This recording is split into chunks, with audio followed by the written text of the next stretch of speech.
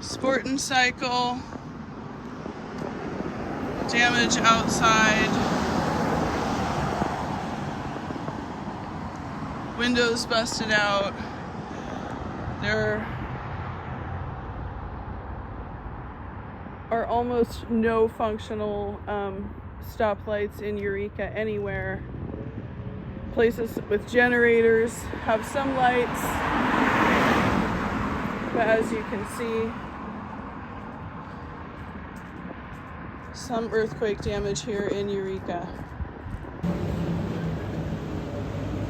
Here in Eureka, at the corner of 5th Street, where am I?